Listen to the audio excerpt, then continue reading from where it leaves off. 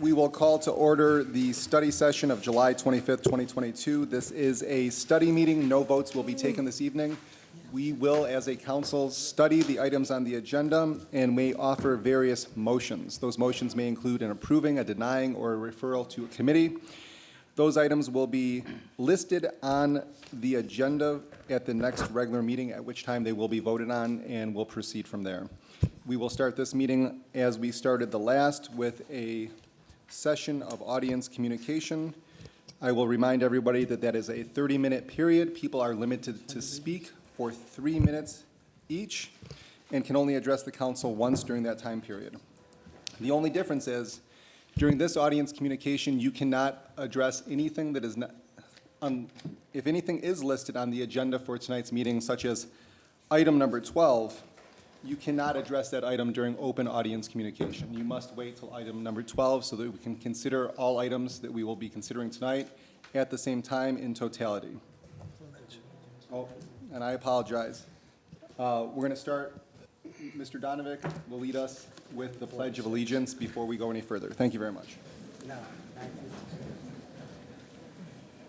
Pledge allegiance to the flag of the United States of America and to the republic for which it stands, one nation, under God, indivisible, with liberty and justice for all. Thank you, Mr. Donovic. At this time, we will, if Ms. McIntyre is ready to time, we will start audience communication. It is 8:32 p.m. Your name and address, sir? Yes, my name is Daryl Smith, and I live at 14006 Brookfield. And my comments are really procedural. I've lived in Livonia 26 years, and this is the first council meeting I've been to. So I'm a little new at this, didn't understand all the ins and outs. You answered my first question already, and that's that there won't be any voting tonight, or at least on the issues. And then the other thing that I want to say is, as a study group, is this a one-time deal? Like whatever is studied tonight, that's it, and then we're voting the next time around? Items initially appear on a study agenda normally, unless there is a different direction of the council that would list them off or have them voted on directly at a regular meeting. So the answer to that is not necessarily. Okay. By the way, I want to apologize if I was disrespectful. No, not at all. No need. You know, at the end of the commentary and the beginning of the meeting, you know, I get in trouble sometimes, so. So do I, so it's okay. Thank you. Thank you, You sir. have great hair, so. Is there any other audience communication at this time? I see none. We will move on to the scheduled agenda for this evening's. Yeah. We will go to item number 1, a request to waive the city's noise ordinance from Dan West of the Livonia Chamber of Commerce to host a gathering at Ford Field, 33841 Linden on Saturday, September 17, 2022, from 7 to 11 p.m. Mr. West, go ahead. President Jolly, members of council, thank you for the time and attention to this request today. This will be our second annual Love Livonia party. We did the first one last July. It'll be the same setup as last year, same timing, 2 bands. We'll have, it'll be a 21 older crowd only. We had over about 1,000 people show up last year, really well received event.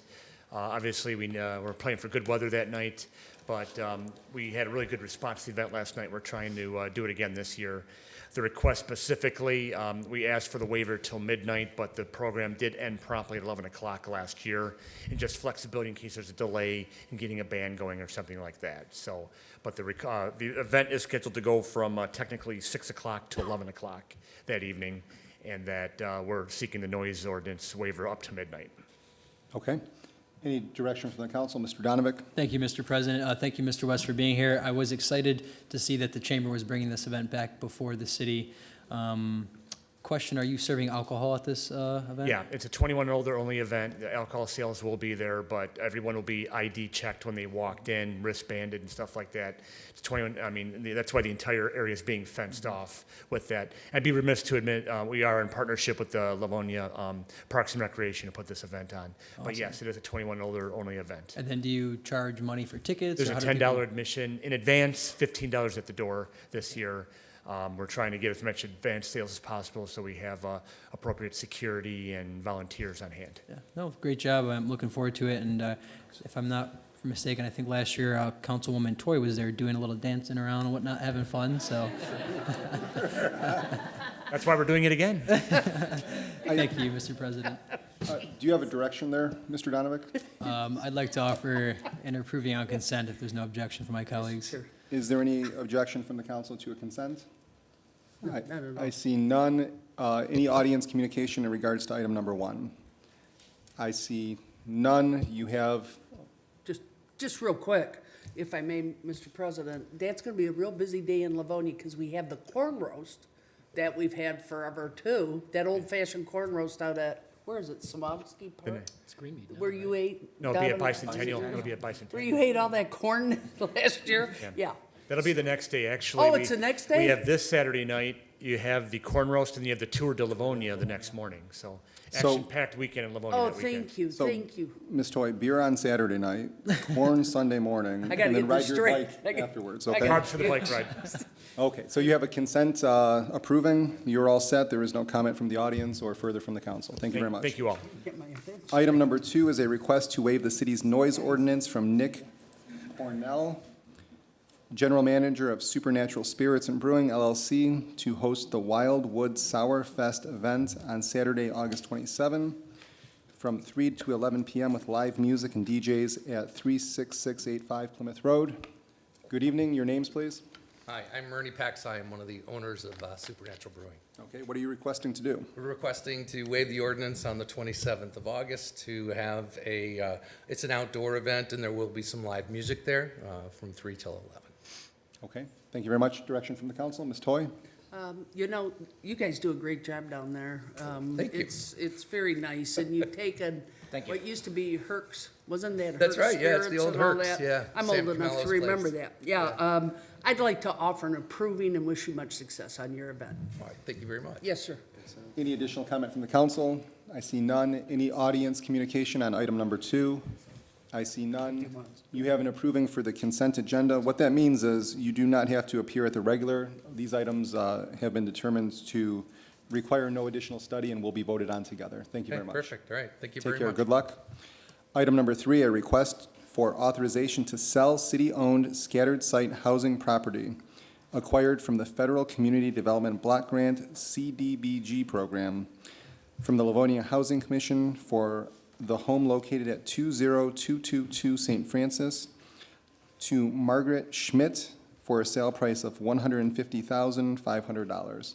Ms. Isaacson? Good evening. I'm here tonight to ask for approval to sell the city-owned CDBG property at 20222 St. Francis to Margaret Schmidt. It's me. Margaret Schmidt is currently a renter in Northville. She, as well as several other purchasers, did make offers to purchase this property. Her offer was highest, and she also qualified according to the HUD guidelines. Thank you very much. Guidance from the council? Mr. President, Mr. McCullough? I'd be happy to offer an approving for consent if there are no objections. Again, congratulations. We're very well happy to have you move over from Northville to Livonia, and very happy to see this go through. Thank you. Thank you. Thank you. Any additional comment from the council? Any audience communication on that item? There is none. There's an approving for consent. You do not have to come back to, although as a new resident, you already have your first city council meeting under your belt. So thank you very much, and we wish you well and welcome to the community. Thank you. Take care. Talk to you later. Okay. Item number 4 is a request for approval of the 2023 CDBG Annual Action Plan for 2022 to 2023 Community Development Block Grant Annual Plan and Budget, and request to approve and hold harmless contracts between the City of Livonia and First Step, Fair Housing Center of Metropolitan Detroit, Wayne Metropolitan Community Action Agency, Cruise Clinic, Hygera Programs, Inc., Stonebrook Counseling Associates, PLLC, and the Collaborative Health Center. I put the commas in there so it didn't run together.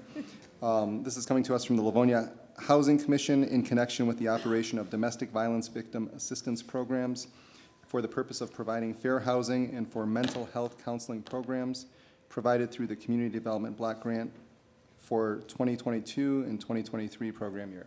Ms. Isaacson, That was a welcome again. mouthful. The City of Livonia is an entitlement community, which means that we do receive an allotment from HUD to provide community services such as domestic violence, utility assistance. We do have a home rehab program. It also helps support our transportation program, neighborhood revitalization, facility improvements, and this new upcoming year is going to be an economic community an economic development portion, which will assist small businesses in the form of small grants.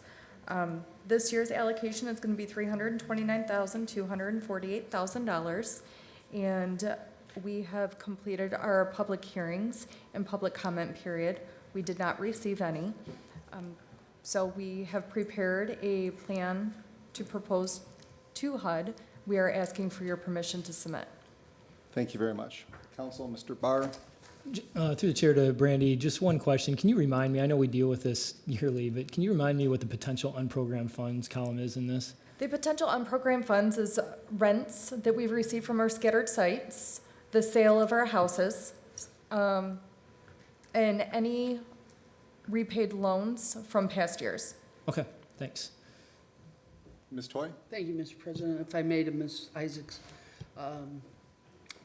with the advent of the nice virus we're all experiencing, I know that there was a lot more domestic violence that was going on. Do we have any, not to flag that, but just to know that, did our numbers go up? Do you know, or does anybody have the stats on that anywhere? I will be receiving the stats. Typically, in July, we start collecting our information from First Step, Okay. and they document how many domestic survivors we assisted through our 2021-2022 budget year. We Yes. do have to submit that on our consolidated accomplishment report, which we will bring to you in the fall. Okay, appreciate that. Do we have an approving yet? We do not. I'll offer the approving then, if that's okay, Mr. President. Okay. Any objection to that being on consent from the council? I see none. We have an approving for consent. Is there any audience communication on item number 4? I see none. This is very important work. We thank you for taking the lead on it. Thank you. And we'll move on to item number 5. That's an award of bid from the Department of Parks and Recreation for backstop replacement and player fencing installations at Devonair Park, Diamond Number 2, from budgeted funds. Mr. Davis? Council Welcome President back. Jolly, thank you. Great to be back here. We are asking that the council approve bid to Motor City Fence for the replacement of Diamond Number 2 at Devonair Park. There's been some dispute over the property lines of this area. We all thought this was school property, and it turns out that it is ours. This is bringing it up to a minimum standard that is comparable to the rest of our ball diamonds in the city. I'm happy to answer any questions council might have on this. Mr. President. Mr. McCullough? This is a very happy item that I've got to see on the study. As many of you know, we've had a big volunteer day there with the Devonair Softball League that's been around for 50-plus years, believe it or not. And if you don't believe me, go to Daly's and you can see all the pictures hanging up by the restroom. I was kind of with Mr. Davis as we were figuring out who was responsible for fields 1, 2, and 3. Fields 1 and 3 are owned by the schools. Field 2 is owned by the city. And obviously, this is a measure to push the fields forward for this much well-deserved league. It's something that is a small, push forward to maintaining the park And I'd be happy to support it. I'm joyful for supporting this, and I'd be approving on consent if there are no objections. Mr. Donovic. Thank you, Mr. President. Mr. Davis, does this mean that the park, the ball diamonds are going to be taken care of by the standards of the Parks and Rec Commission or by DPW? Well, I think there's been a long history of the neighborhood association maintaining these fields. They have done so for years. They've run their own softball and baseball association. I would think that it will continue. We certainly have assisted them in giving them material and tools to make their job a little easier. And again, the fencing brings it up to a minimum standard for player safety as well. So I think that's where we're at this point, with the understanding of this association needs to maintain those fields. Not saying we won't be there to help them from time to time, but I don't want to commit DPW, concerned we're already short-staffed and already have over 30 ball fields to maintain. I don't want to give them any more than we already have. So I would think we would hope the association would continue to maintain these fields in the future. Thank you, Mr. Davis. Thanks, Mr. President. You could always loan them Mr. McCullough Yeah. to cut the grass and do Kidding. what's needed. Yeah. Ms. Toy. I can help. Thank you, Mr. President. Just to Mr. Davis. Mr. Davis, as has been alluded to, that area has always taken care of those ball diamonds, and I just want to say hats off to those residents, as well as Councilman McCullough and others that went out there on Saturday, and donated their time, their families, and went out and cleaned up those fields, and that's what community is about, getting out and helping an area. So kudos to all of those that participated in it, and Councilman McCullough, yourself, that leads the great Parks and Recreation. Nothing but good compliments about your sports events that you do during the summer, and there's a lot going on in this city, and we should be proud of that, and appreciate it so much, sir. Thank you. Thank you for your leadership. Thank you. So any audience communication on item number 5? I see none. So Mr. Davis, I have to note that when you said that there was a problem in determining who owned the particular ball fields, as a law student and a lawyer, I can make a joke that you decided to take it by adverse possession and put a fence around it, right? I think, again, it was rock, paper, scissors, and we lost. All right. So, Well, thank you very much. You have an approving for consent. Thank We'll go you. with item number 6, an award of bid from the Department of Parks and Rec for gutter installation on Newburgh Church, Shaw House, and Kingsley House, properties at Greenmead Historical Park, from budgeted funds. Mr. Davis. Thank you, Council President Jolly. One correction, this isn't from budgeted funds. We are asking for a budget amendment with this to the Historical Trust Fund, account 101-821-931-220, in the amount of $20,000 for this expenditure. This has been a long time coming. It's taken us quite a number of years to get Historic Preservation Commission to agree to gutter installation on some of these properties. Everyone, if you have a house, moving stormwater away from your foundation is vitally important. No different than when they are historic properties, even more so. And we have so many of them out there that we were glad the Preservation Commission approved gutter installation.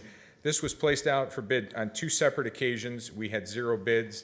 We finally did receive a quote from Great Lakes Gutter. We are asking council to award to Great Lakes Gutter in the amount not to exceed $18,980. I'm happy to answer any questions council might have on this matter. Direction from council, Mr. Morgan. I'll offer an approving for consent if everyone's good with that. Thank you very much. Any other comment from the council? Any audience communication on item number 6? I see none. We have an approving for the consent agenda. Thank you very much. Thank you. We will move on to item number 7, a request to waive the sealed bid process and purchase from the sole source provider. Coming to us from the Department of Public Works for the replacement of the Carl Sandburg Library HVAC chiller unit from budgeted funds. Mr. Rushlow, welcome. Good evening, thank you. This item is to replace existing chiller at the Sandburg Library, which is well past its useful life. Replacement parts are no longer available for this unit, and it's recharged with new refrigerant every year due to some leaks in the coil.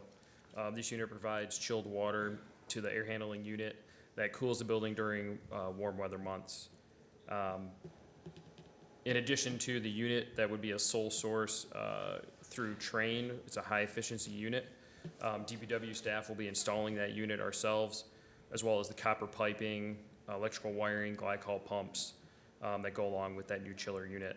The fiscal consideration for an amount not to exceed $35,750 is budgeted in the capital outlay building and permit fund. Thank you, sir. Council, Council President? Mr. McCullough. If I may, through the chair to Mr. Rushlow, just a quick question. Specifically, why single source on this? I know that there are many other, you have Aon, you have, I think 6 other units that manufacture the chillers in the area.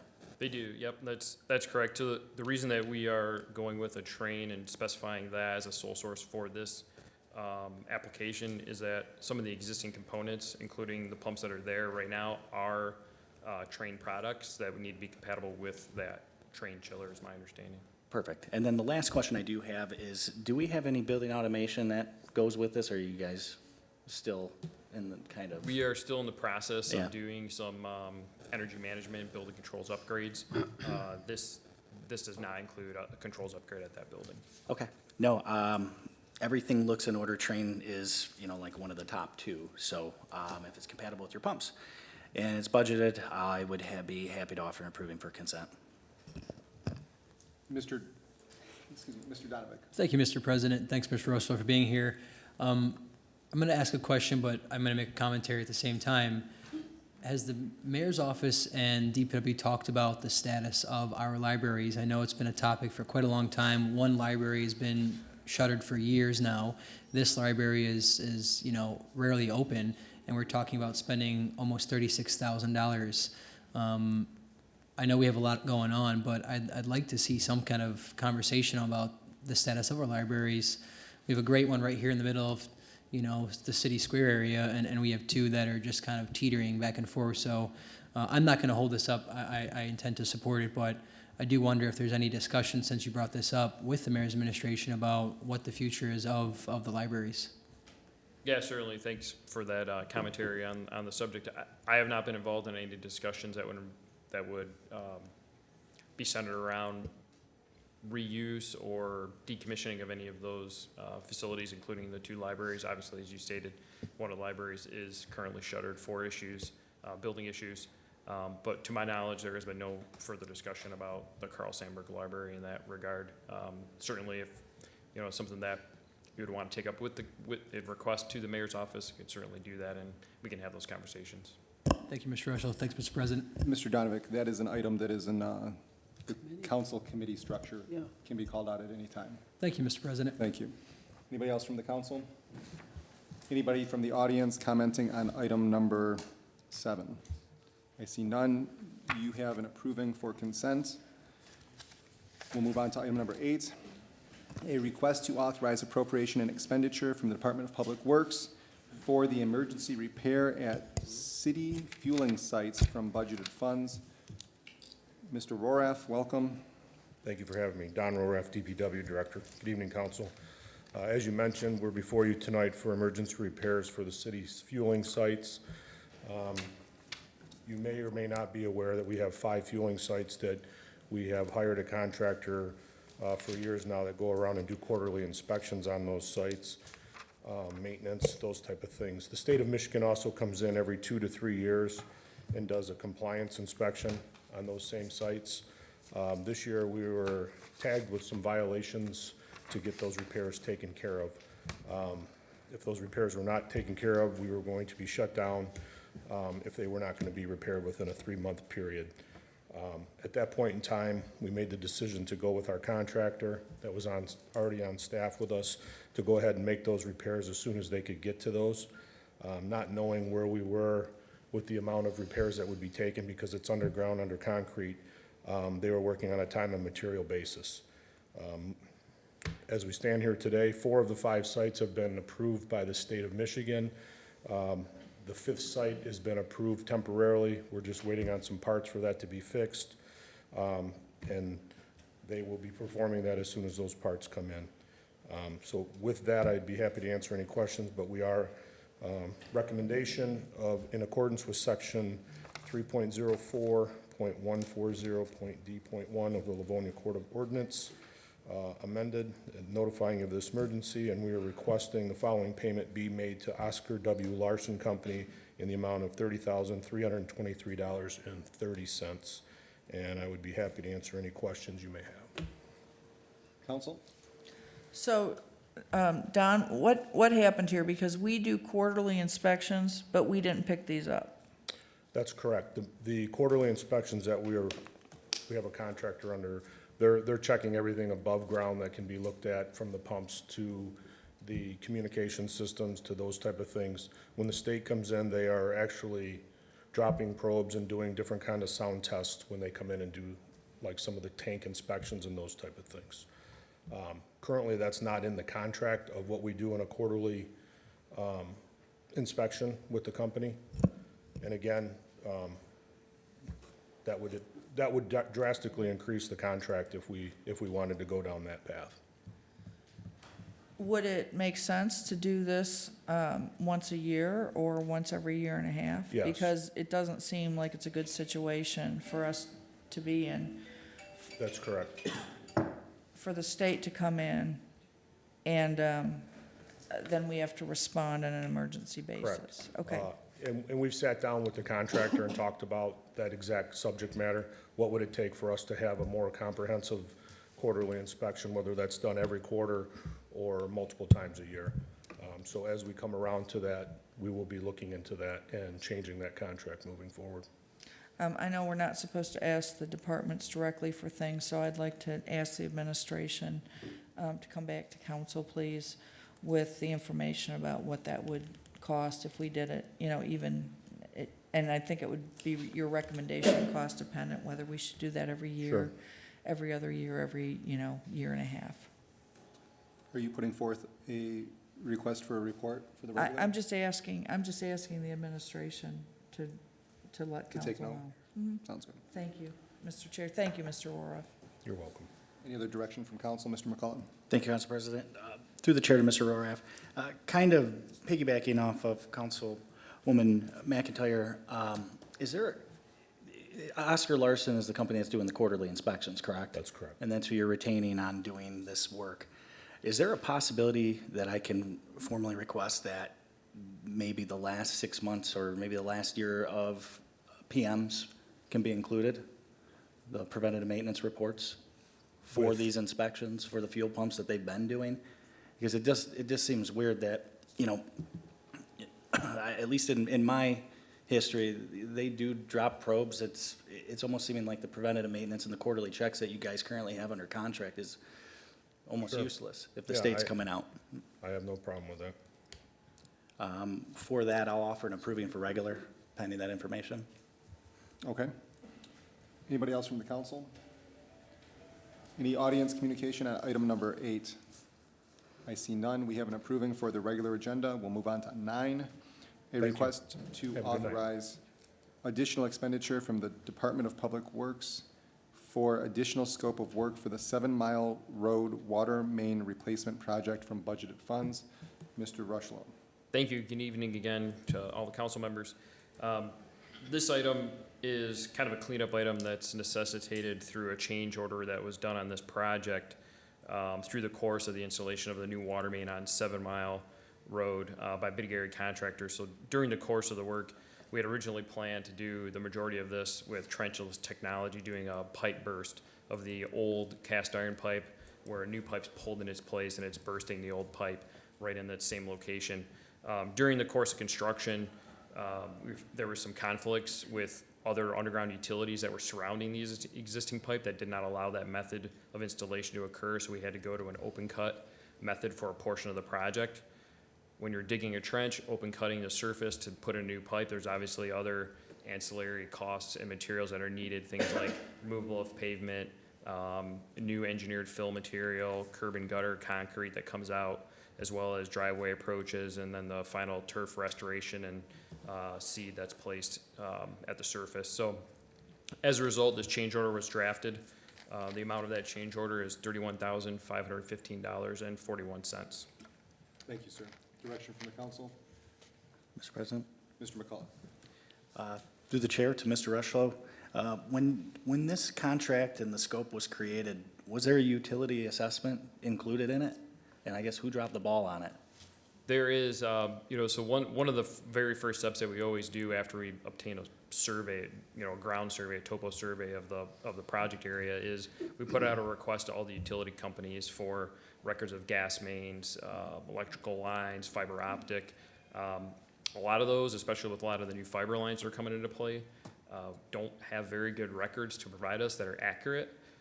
Especially with depth. Sometimes they have a proximity that's pretty close horizontally, but vertically, we don't get hardly any information, if at all, on vertical location. So we end up getting conflicts. And this was one of those cases where those utilities were just too close to that existing pipe for us to do that method of installation.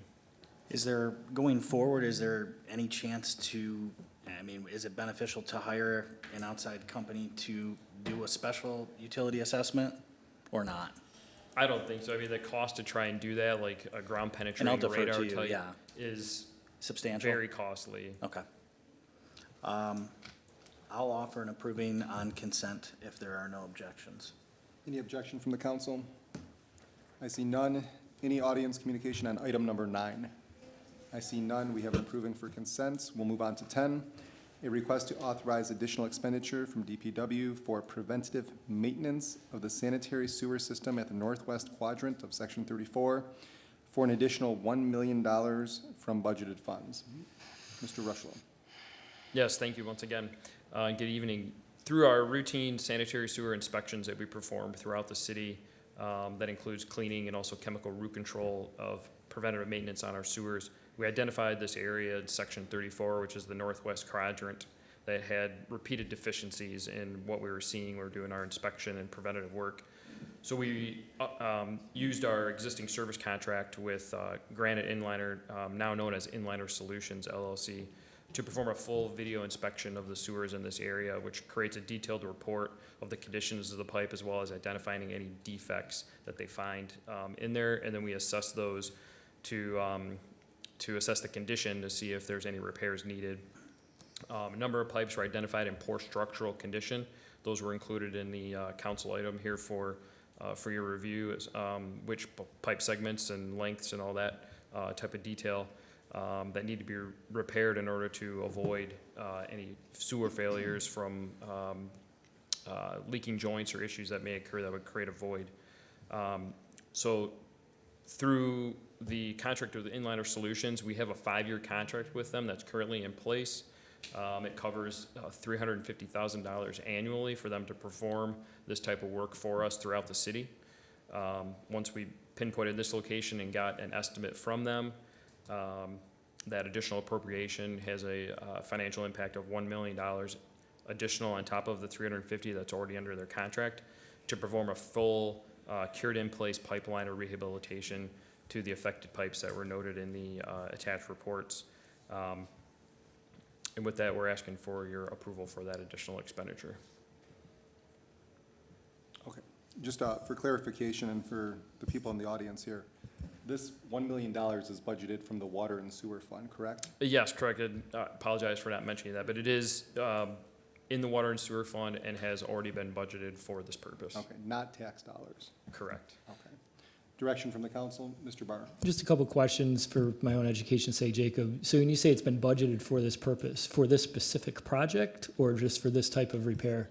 No, just capital improvement budgeting in general. We always plan for approximately $1 to $2 million of sewer lining rehabilitation in our water and sewer budget. And then I was under the impression, perhaps wrongly, that the video probing that you guys do, that was something that we regularly do throughout the city. But if I'm hearing you right, that's something we only bring in when we already suspect a deficiency? Is that? I just want to make sure I have my facts straight because that's different than what I thought. Yeah, so two different things, and both of what you stated are things that we do. So we do the routine inspections that includes light pipe jetting to remove debris and stuff from the pipes and clean them out. When we're going through those, if we find a major deficiency, we note it. Sometimes there's a repair done. Sometimes it gets added to a list if it's not too bad, and we assess that as a minor defect. We'll repair it later. There's a repository for that. when we're looking in this area, we continually found repeated deficiencies that were somewhat major to this area. So that's when we brought in the contractor to do a more detailed, full assessment through a program that's called the Pipeline Assessment Certification Program. That gives us a very detailed report of every defect, location of every sewer lead, and that's what's the basis for then our condition assessment to do a program like this that rehabilitates that entire area. Okay. Thanks for educating me on that. I mean, these are obviously big numbers. You guys play in big numbers just with what you do. And I mean, this is the reality of an aging water system, and it's why we budget funds for this purpose. So I'll offer approving for consent if there's no objection. Any other additional comment from the council? I see none. Any audience communication on item number 10? I see none. We have an approving for consent. We'll go to item number 11, a request to amend the contract with Spalding D. Decker for professional engineering services for the sidewalk replacement location assessments for sections 1 through 12 from the engineering division for the same, citing Council Resolution 336-21. Mr. Zelinsik. Good evening, Council President and City Council members. Tonight I have with me Jeremy Schroep from Spalding D. Decker. He's the Vice President, Director of Engineering. They're looking to help us under QBS for sidewalk inspections. As you know, we have 3 inspectors under our engineering roof. One is a foreman, 2 are inspectors. As you know, the recent ability for us to go out and do inspections has been kind of taken back with COVID, and also with the recent development. We have 4 residential developments out there, along with the burst of commercial developments that you've seen taking place throughout the city. So obviously, with the millage coming up, we want to make sure we try to get these sidewalks identified that are vertical separation before Halloween. They're looking to have Spalding go out in GIS sections 1 through 12. The city's made up in 36 sections, so over a 5-year period, we're hoping to address a systematic locations and get those areas identified with temporary asphalt in the fall, and then come back in the spring. And as you know, it takes time to go through city council for identifying those addresses. We do 500 to 700 locations a year, so that way they can be fixed properly. And then construction, we have a limited season, May 1st through October 31st to do that work. And again, the bills go out the following year. So with Spalding's assistance, they've done Plymouth Township. We want to do inspections in those sections 1 through 12 and continue on in the future over the remaining sections over a 4-year period. And looking for your approval in the amount of $33,000 for their assistance, and also help try to work with the law department and bolstering up, dotting our I's, crossing our T's for any lawsuits as far as the policies. We have certain policies in place, but working with them to make sure that everything's covered. So looking for your assistance, Spalding, again, one of the QBS contractors that will help us. They've done it in Plymouth Township over a few years. I'll let Jeremy speak to that, but just wanted to look for their assistance in the interim to help us get back on track as we bolster our inspectors and try to get the commercial residential developments occurring out there right now taken care of, as also our residents that have concerns with the sidewalks. We do take those calls in. We do service requests. We go out and then have our DPW co-patch, but we want to make sure we can get those addressed before the fall. Obviously, trick-or-treaters, and it's a long, winter season there. Thank you. Thank you, Mr. Zelinsik. Ms. McIntyre. Todd, could you please remind me, so this would be sections 1 through 12, right, to get them into GIS?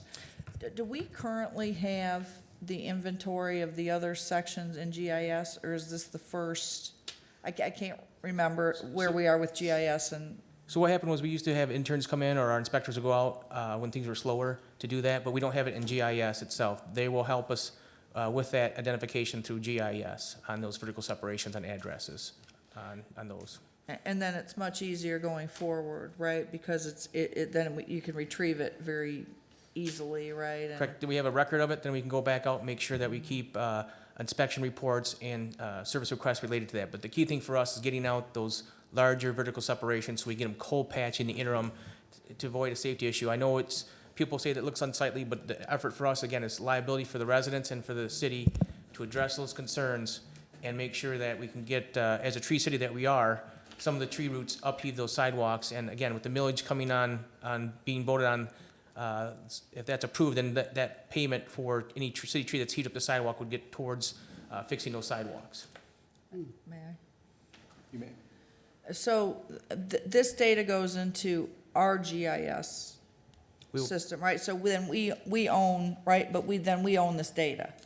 That's correct. So we can either provide the shapefiles directly back to the city, or we've also talked about hosting it ourselves up Okay. on ArcGIS online. But we own the data. Yes. The other clarification, or maybe just to point out, this might be a good opportunity, is to remind residents, right, what the rules are, the ordinance regarding sidewalk replacement, right? Sure. If it is due to, I'll let you explain it. So we have Because our we get these questions every year, and so it seems like a good time. If So the you're okay sidewalk with that, Mr. Chair.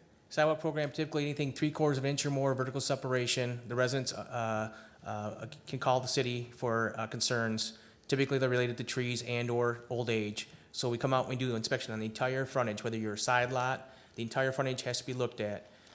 The owner has three options. They can either do the work themselves and pull a permit through the city at a cost. They can hire a contractor, have the contractor pull a permit and do the work, or they can just have the city contractor do the work if they've been identified. The work is done during the summertime, and then they get a bill the following year in March. So the hardest part they have to do is write a check. But the key thing is 3/4 of an inch or more. There's other specifications as far as cracks or spalling on the sidewalk itself, but they basically have three options to do that work. They're more than welcome to contact the engineering department at 734-466-2571 to ask further questions on that. If the problem has been caused, though, by a city-planted tree in the easement, right?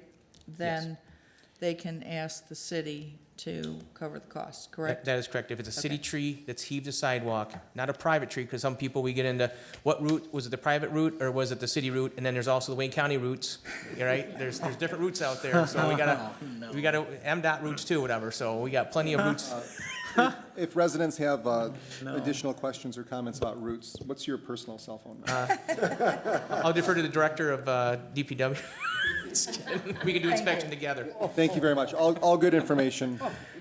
There's a reason why some of us are not engineers. Thank you, Mr. Chair. Thank you, Todd. You're welcome. Mr. McCullough, Thank you, Council President. I think this is a great idea for the fact that I do remember about 22 years ago being the guy that would have to go out and spray the dots on these sidewalks, and the homeowners really liked me.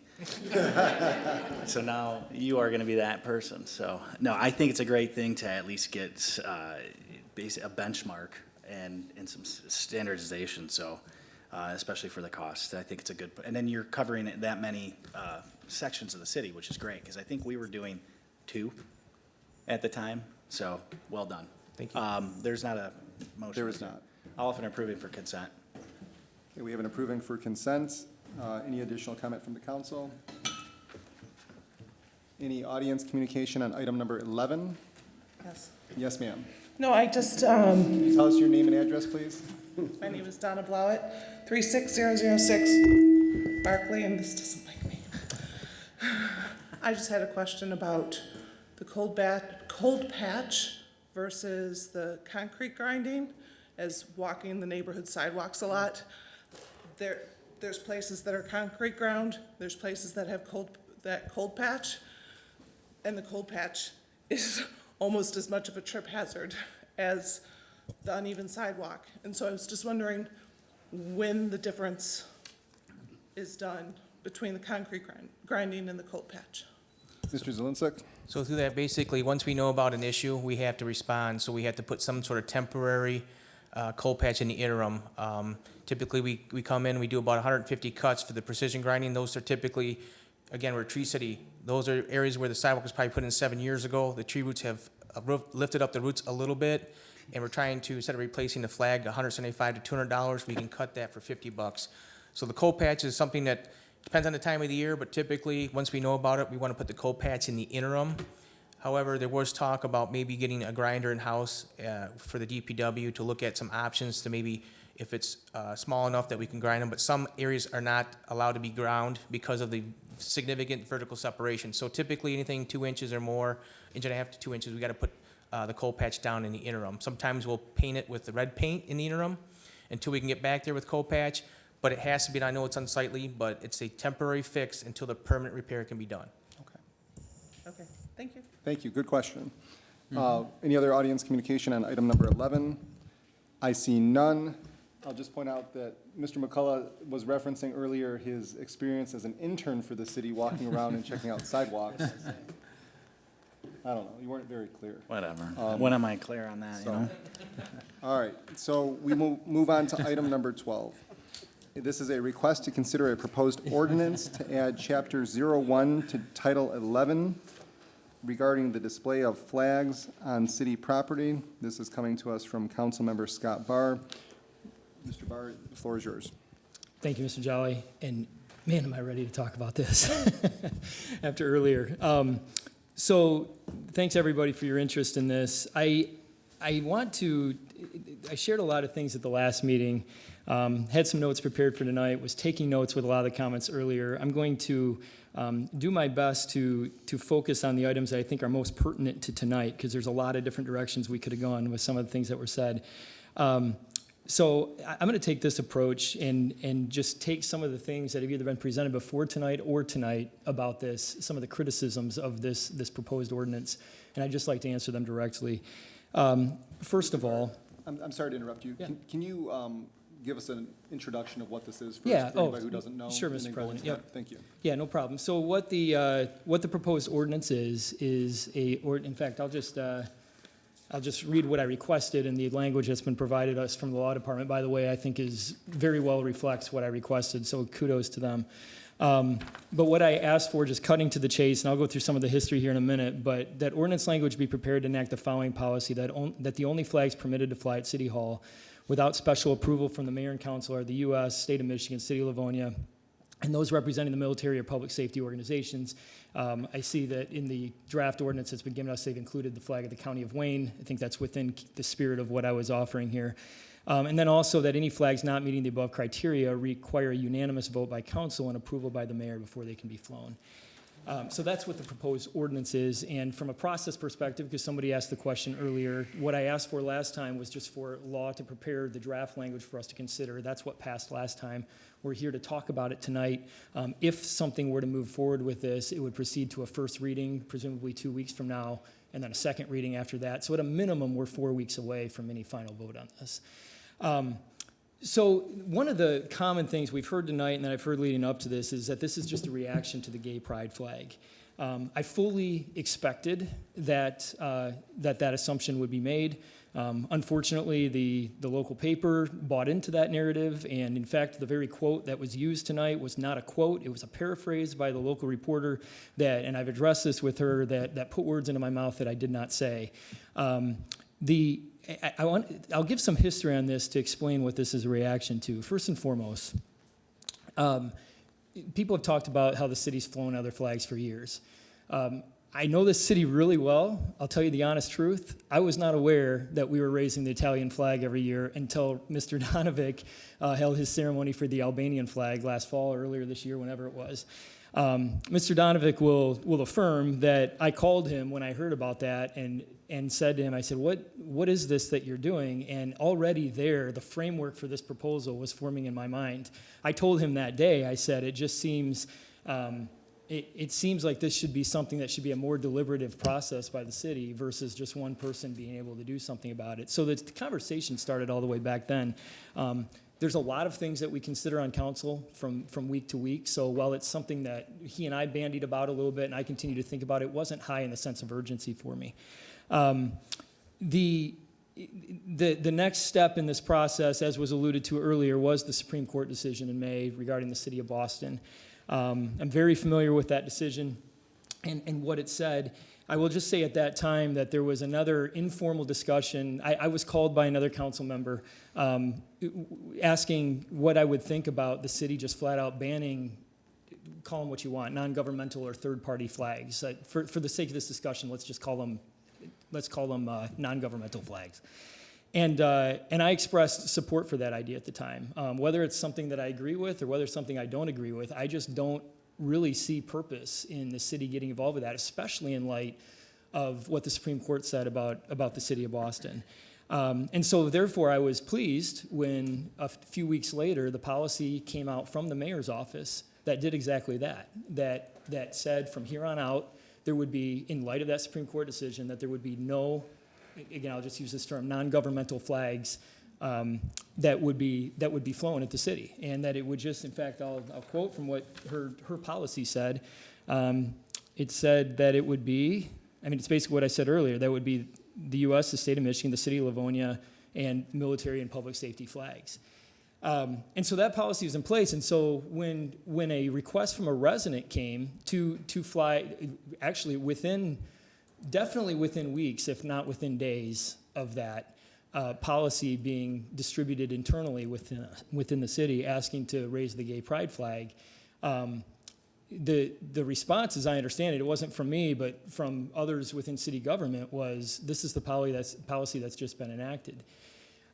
Again, for the time being, the notion of codifying, even at that time, I commented as we were having those discussions that I like where this is at. I think this makes sense, but do we need to consider codifying this in our ordinance? But again, it wasn't necessarily high urgency. What made it high urgency was when within, like I said, within a couple weeks, I don't remember the exact timing, but it was quick. After that policy had been issued and after it had been communicated to the resident this was a policy, there was a sudden reversal by the mayor's office of the very policy that she had issued. And that was problematic to me, not only because I see concern for what it opens the city to in the future with raising non-governmental flags, whatever they may be, but just the notion that on a whim, one person could make that quick of a policy change, I think is problematic for any community. And so it was then in response to that I said, okay, clearly we need to codify something here. And that is within the realm, that's what the legislature is here to do, and we are the legislature within this city. So the fact that it was 4 days after she did that policy change that she quickly called a ceremony at City Hall to raise the gay pride flag, I understand why people connect the two.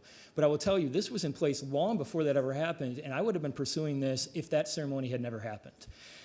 So I just want to make that very, very clear. In fact, I obviously anticipated that this is what the criticism would be and considered, therefore, giving this some time before bringing this out. And then I just decided, you know what, whether I bring this out in July or whether I bring this out in October, that's still going to be the criticism. So I might as well bring it out and we'll have that discussion. So that hopefully that clears that up.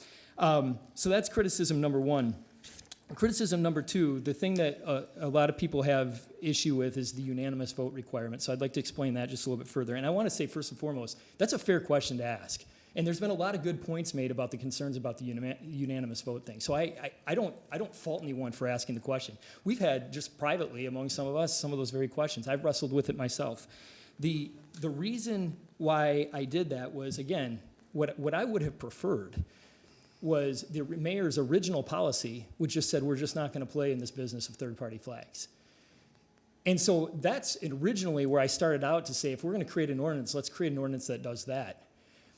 While I personally cannot envision a scenario in which I would think it's so necessary for the city to raise a non-governmental flag on the pole that I'd be comfortable with that ban, I also know my own limitations, and I'm not going to pretend to understand every situation that could ever come. And so I thought, rather than just flat out ban it, let's at least make sure that there is a way that council, without having to go through a complete ordinance change process, which is very lengthy, has a way to play a part in this, and the council and the mayor's office together can do something. And the reason you could have done a supermajority, but I thought it needed to be something more than a majority, because if we're going to express the official sentiments of the city, as the mayor's second policy said, I think it needs to be something that is so overwhelmingly obvious that any reasonable citizen would say, yeah, that's the official sentiments of the city.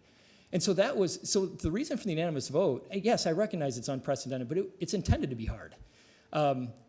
Because of that criteria that I just laid out. So that was the thinking. It's actually less restrictive than what the mayor's original policy was. Again, I'm trying to keep this on. So the third and the final thing that I just want to address, and there's more, but like I said, I want to keep this to what I think is most pertinent. It's been said in various forms, and in fact, the opinion from the law department included this point, that it would suggest that this unanimous vote requirement would suggest that the flag ordinance is more important than all other votes before the council and effectively ties the hands of the council and the mayor. That was the words of the law department. I appreciate their opinion. So I just want to respond to that and say, it's not that I see this as more important, it's that I see it as different.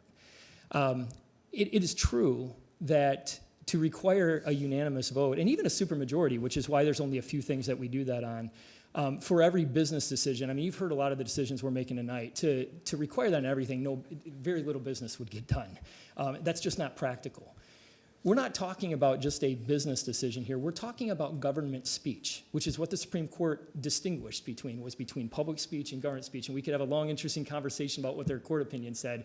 But the point is, we're talking about government speech. To me, that is different than just a financial decision by the city. And there should be a higher bar. Again, if we are going to purport to speak for every citizen in the city, there should be a high bar for that if we're going to allow that on our city flagpoles at all. And so that's the distinction I see as to why it's not that it's more important, it's just different in nature. My last point that I'll just say is that none of this, and the law department's opinion stated this as well, and in fact, not their opinion, their draft ordinance says this. I didn't ask for it, but I'm glad that they included it. There's a part in here that says, nothing contained herein is intended to abridge the right of the citizens to prohibit or curtail the carrying of other flags in public and or displaying flags on private property. And that's absolutely true. Private businesses can still display whatever flags you'd like. Private flagpoles, you can do whatever you'd like. And as the one gentleman said here tonight, who he spent 4 hours walking around here with the flag, before it went up on the city flagpole, you still have the right to do that. Nobody's barring that. It's just saying if we're going to raise a flag on the city flagpole as the official sentiment of the city, we better make sure that we're confident that it's the official sentiment of the city. So I'm very open. I mean, I'm very respectful of this process. I'm glad we're here that we can discuss it at council tonight, but hopefully that helps answer some of the questions, some of the legitimate questions that have been asked, and explains the rationale behind what I offered, and happy to hear what my fellow colleagues have to say. Thanks. Thanks, Mr. President, for your patience. Open it up to the city council. Thank you, Mr. Barr. Mr. President? Mr. McCullough? Thank you. This has been a very long, eye-opening night, and it's been very split and divided. And from someone that's been, raised in this community, someone that's went through LPS, someone that's raising their family now, before I jumped into wanting to be a public official, I'd just be a typical, my main goal was I work in local government, and I wanted to do the fun stuff, whether it's development, whether it's the construction. And then you get a lot of the different things that come along with it. And during that time, I've got to meet a lot of different community groups and a lot of different residents in the city. And one thing I've learned is, we are a very powerful, blue-collar, tough city. And it shows some here in this room tonight, as we are divided. There's been a lot of speeches and a lot of things that made a lot of sense from both aspects. And so I guess my thing is I could sit here and say, what I was going to bring up right off the bat and say, we've been raising the Italian flag for 40 years, potentially more. I don't have the specific date, and there has been no issues. There was a flag raising for the Albanian flag, and my colleague, it was a wonderful day for him and the Albanian community. I was at the Pride flag raising, and it was a great event then too, with multiple people. I didn't see any negativity in any of these, and so I go, why now? Why are we bringing this forward? And I have a specific pair of glasses that I grew up with. And through my time on council has been about 3 years, and I've got to see different views. And I take them completely into all consideration. And so I go, okay, so if that is a problem to some, I think everybody in this room can agree that we are open. We want to be welcome to everyone. And if that's not the case, then I don't agree with you. So how can we? If you bring a problem up, how can you have a solution? And in my opinion, the solution's not bringing it backwards. So if you have a problem like this, why don't we study it further? There are different things. In the last week, I've been going through, there's cities that have community flagpoles that are outside of City Hall. And they have processes and procedures that are handled by special advisory groups that are maintained and appointed or elected by councils that make these decisions to allow that. And maybe if you have that, again, someone kept going through, my grandfather was a World War II vet.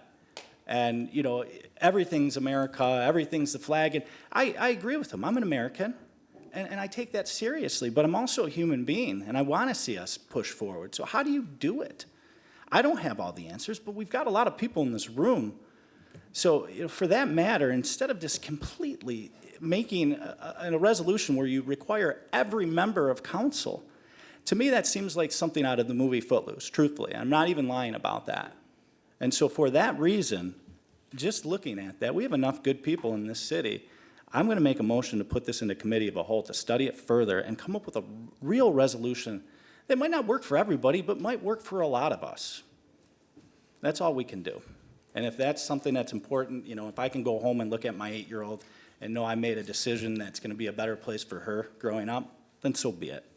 Thank you. Donovan, and then I would like to. Mr. Donovan. Thank you, Mr. President. First and foremost, thanks for all the correspondence I've received on this. A lot of social media, a lot of phone calls, a lot of emails, and a lot of good input tonight. Also, thank you all for sticking around, and it's been a long night. I hope you enjoyed city council meetings. You're more than welcome to come back on Mondays anytime and come hang out with us and see what we do in the city. I wanted to touch base, kind of some of the sentiments that my colleagues have touched on. On June 10th, the mayor's office notified city council that a flag policy and internally a flag policy would be put in place because we didn't have anything to begin with. And quote, after careful consideration, the administration has decided to discontinue the practice of raising flags that represent other countries or ideals. Our decision is based on a Supreme Court ruling in which the city of Boston was successfully sued by a religious organization for declining to raise a Christian flag. We all consider Livonia as an arms wide open community. When we choose to fly only U.S., state, and city flags, we prevent lawsuits and eliminate the perception of bias. And that came straight from the administration. Now, if we go back to April, I personally requested to fly the Albanian flag. My family immigrated to America in the 1980s, came from communism, came from socialism, and came to this great country, and we're doing what we're doing today. And it was a really nice ceremony. A lot of people showed up, and we had a great time. And a few council colleagues called me after and said, what are we doing? Why are we flying other flags at our city hall? And it was a fair question. We had flown the Italian flag on Columbus Day for many years, and I thought it'd be a nice gesture to fly my family's former country flag.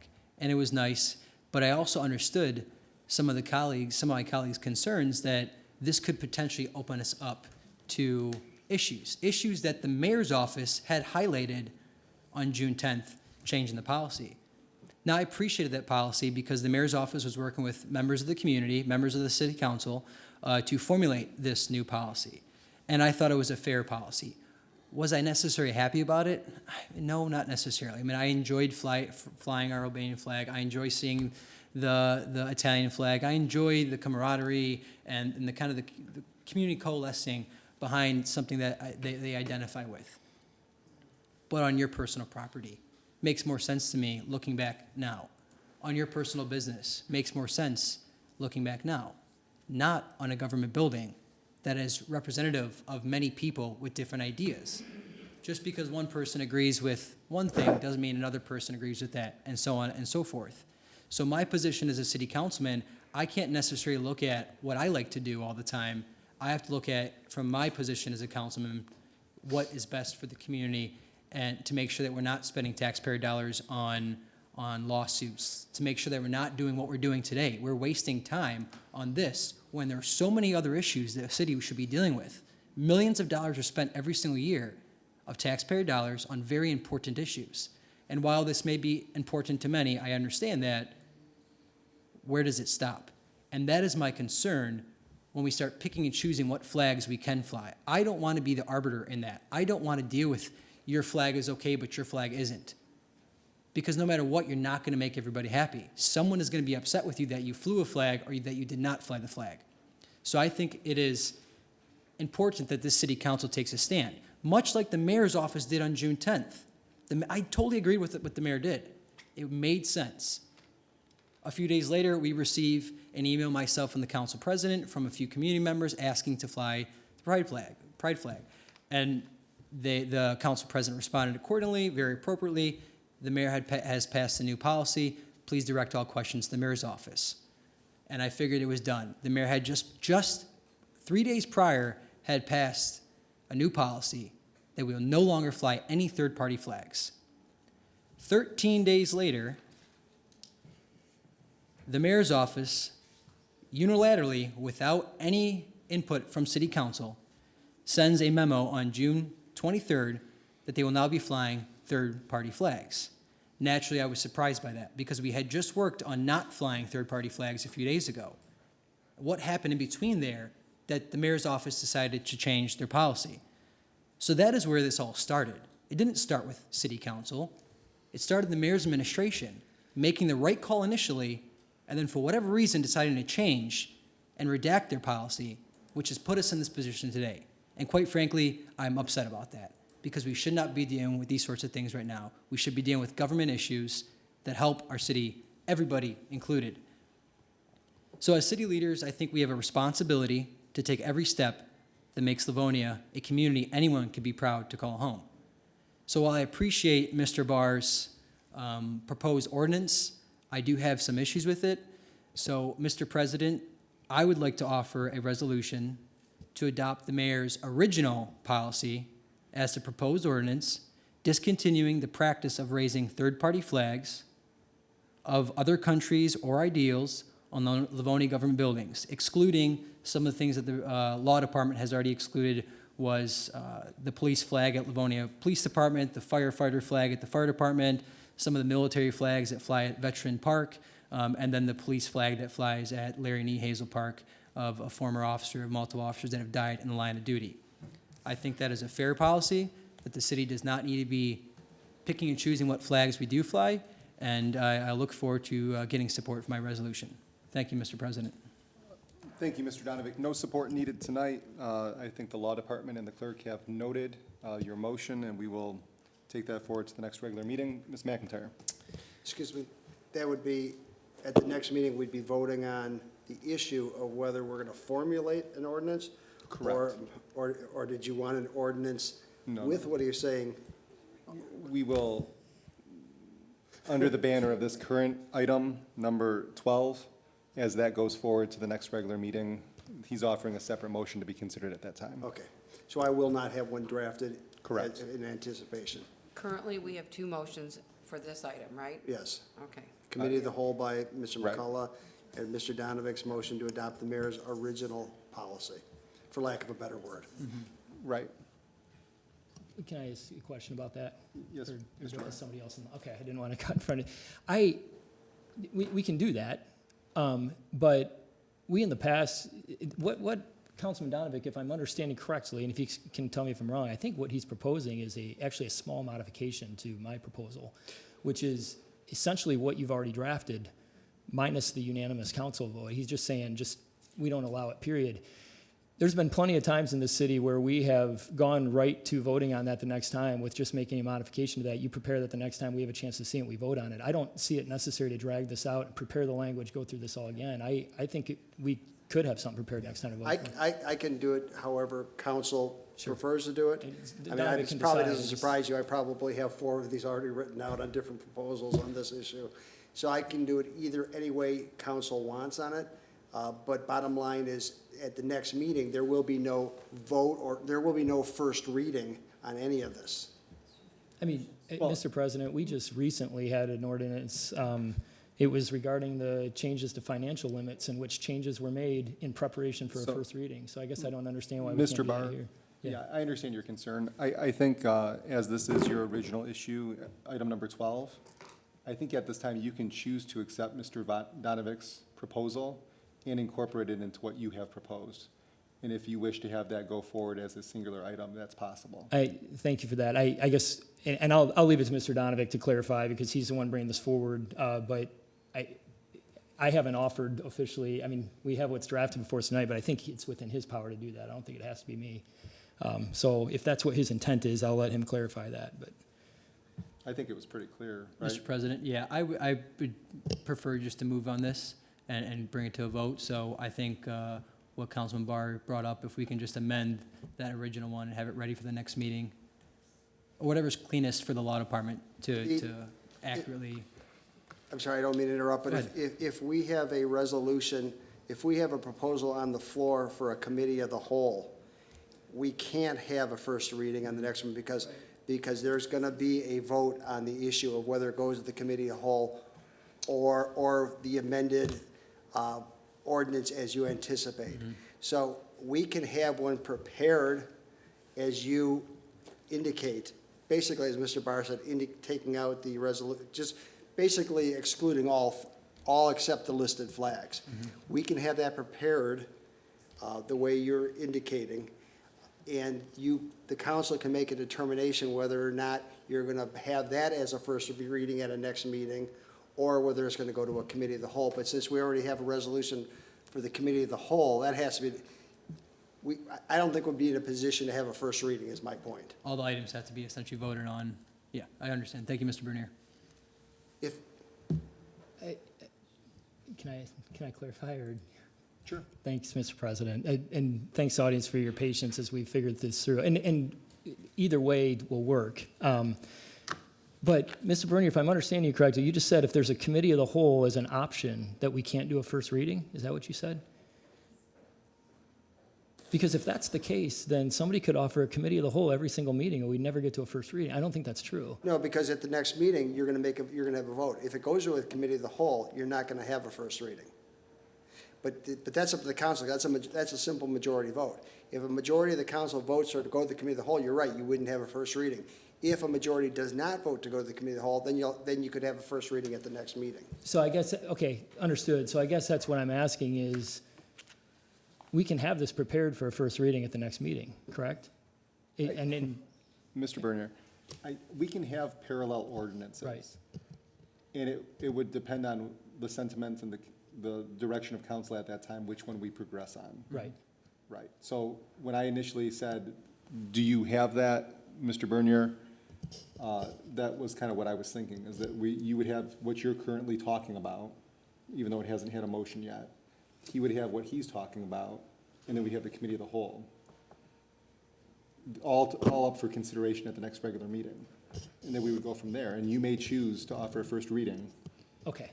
He may choose to offer a first reading, and we would progress from there. We'd have an option, there'd be committee of the whole or a first reading at the next meeting. Correct, and to be Yes, quite honest okay. with you, I think we could have a motion for committee of the whole and a first reading, Right, because we would not be voting on the ordinance at that time anyways. understood. Thank you for Okay, clarifying. Yep, so- thanks. So with that being said, Law Department, City Clerk, you have Mr. Donovick's direction recorded as a motion, correct? As I understand the motion, it's to basically exclude the language of any vote and excluding all other flags except the ones that are currently listed in the proposed ordinance. Okay. Yes, thank you, Mr. Bernier.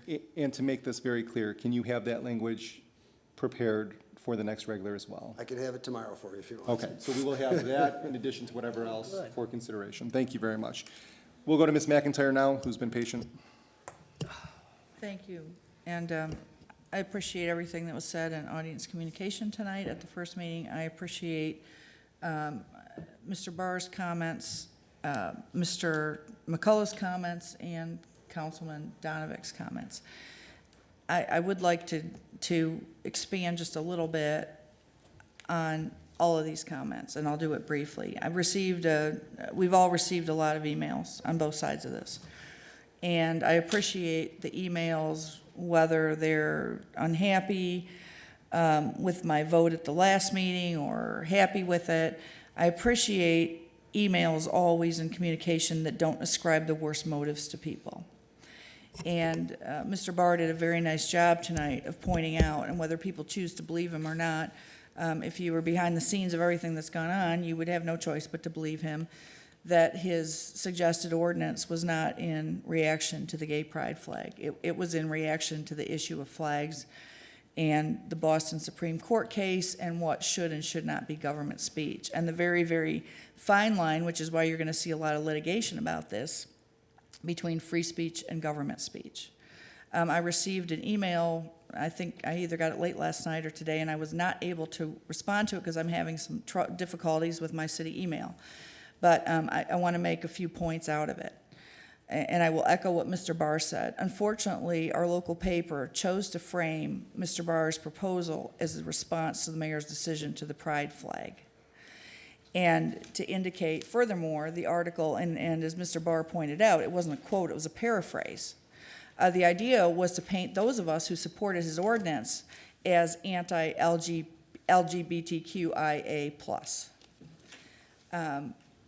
That is a motive that is not fair to ascribe to us, and I think it was unfortunate that the local paper chose to frame it that way. I think that there are many ways that a community can demonstrate in meaningful and significant ways that it is welcoming and accepting to all beyond flying flags. However, we didn't have an opportunity to do so.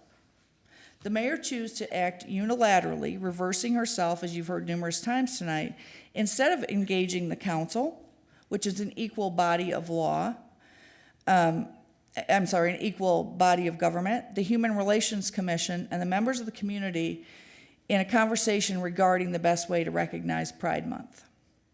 July, this month, is either, depending on how you like to call it, a Disability Pride Month or Disability Awareness Month. And when we hear from people who presume that we don't know anyone who have committed suicide over issues of sexual identity or bullying or anything else, that's offensive to me, because people leveling those charges at us have no idea who we know and the struggles that our family and friends have been through. And I'll say the same thing about disability awareness. I would never look at anybody who came up here and suggest that they don't care about Disability Awareness Month and don't know anyone that's committed suicide over those issues. So I really like what my fellow councilman, Mr. McCullough, said this evening. I would be supportive of a ban on all flags. At the same time, I would really like to put into committee a way that this city can recognize all sorts of, and you know, whether, and again, disability pride, some people don't like that terminology, but recognizing all citizens who live in this community and wanting them to feel welcome and recognized. And I also understand it has its limits. And one of the things that keeps happening, we keep subdividing and subdividing and subdividing, right?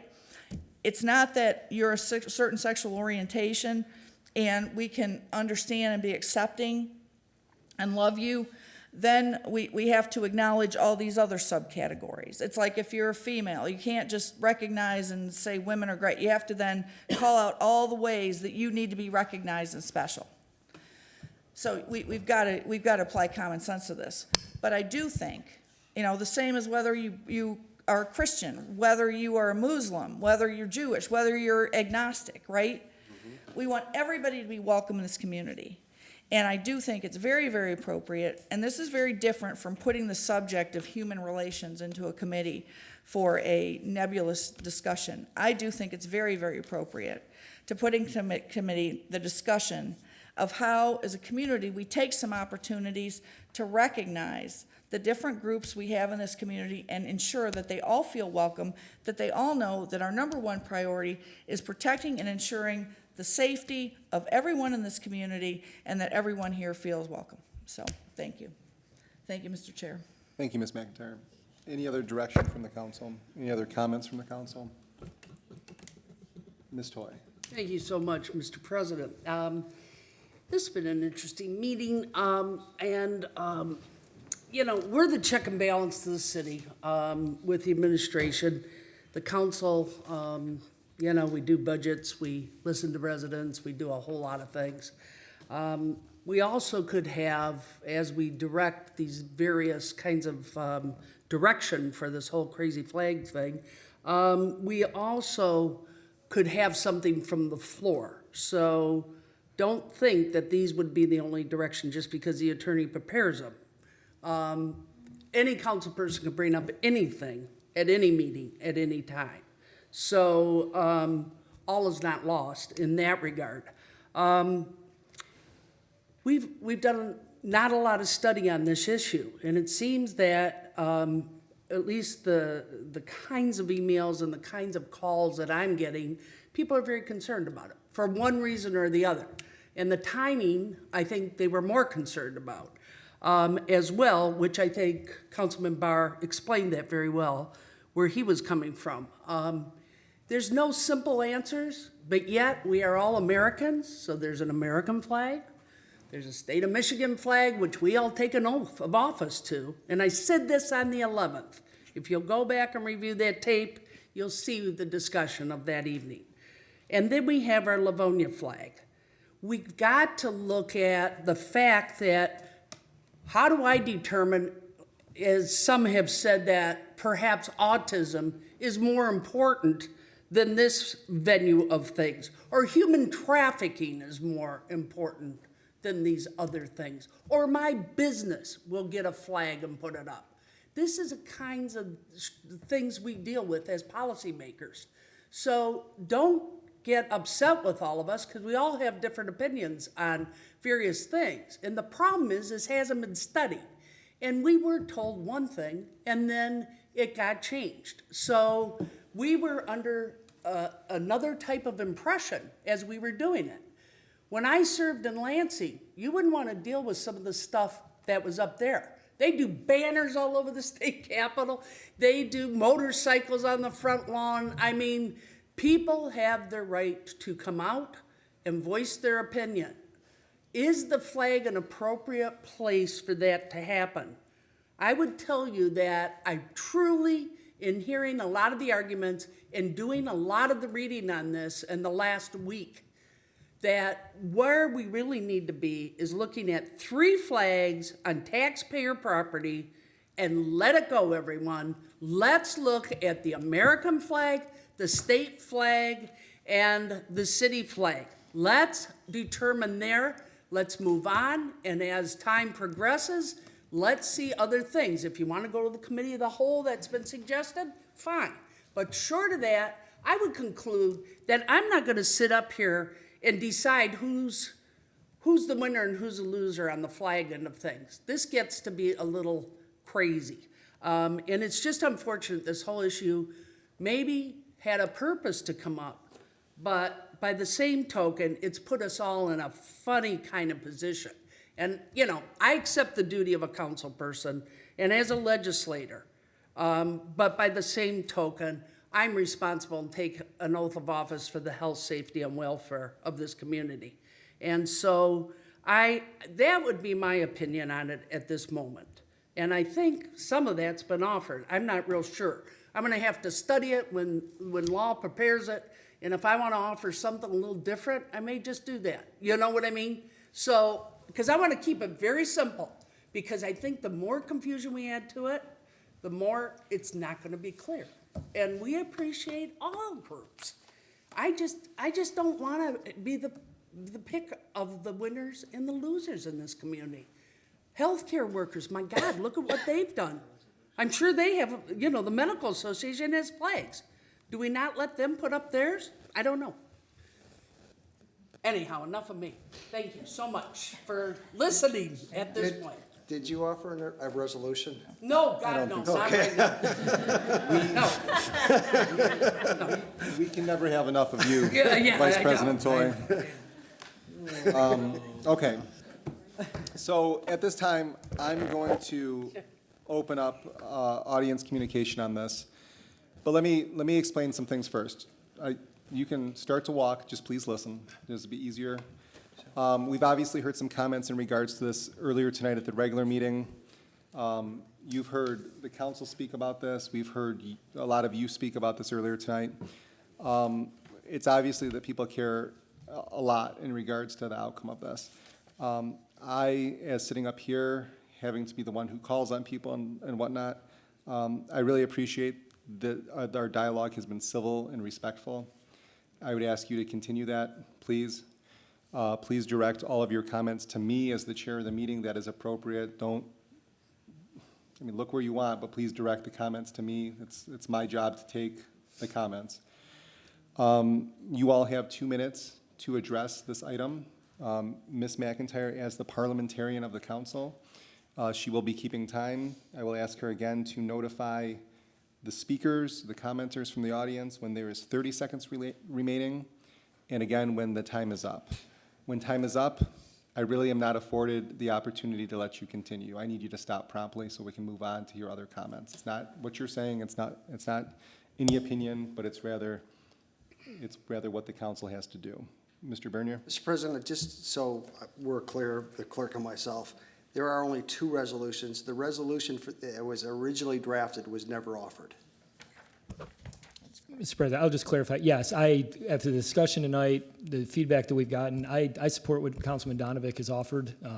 I appreciate the input that's gotten us to this point. Thanks. Okay. So with that being said, and again, I'll just, so we all know here, there is no 30-minute limit in regards to this item.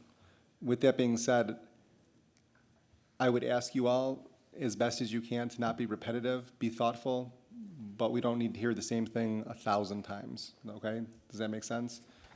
And with that being said, good evening. Please tell me your name and address. And again, before we start your time here, I have to, per our ordinances, ask you your address. If you don't wish to say it, just say your name and move on. Okay. Thank you very much. Good evening. I'm Colleen Badgerow. I live at 17415 Sunset. For the sake of not repeating, because a lot of the things that I had planned to say have already been discussed, and my perspective on this has changed by watching this process. I really appreciate the fact that all voices have been heard, and like you said, everyone has been fairly civil. A few things stand out to me at this point now. First, I just feel like maybe we've learned something about proposing an ordinance in this fashion and kind of the fallout that's taken place, and maybe that could have been structured differently to allow for this type of dialogue in advance before we are now drafting ordinances using the time and energy resources of the law department, especially because there are so many mixed views and different ways to look at it. So that's one take, especially because it felt like the way that this was proposed with the unanimous approval felt like kind of an overstretch, which kind of surprised me from Councilman Barr, because he tends to be more conservative in terms of where government is involved and where we spend our time and our energy. So that felt out of character. So I don't know, maybe this, keeping it to these 3 standard flags makes the most sense with an alternative way to recognize individual groups, because everyone that's claiming that unity is what we need and not division is very true, that's very right, but we don't get to unity by erasing differences. We need to celebrate differences, honor especially oppressed parties who've faced discrimination and don't feel unified here, and give them representation and a voice. So maybe there's an alternative besides the flag.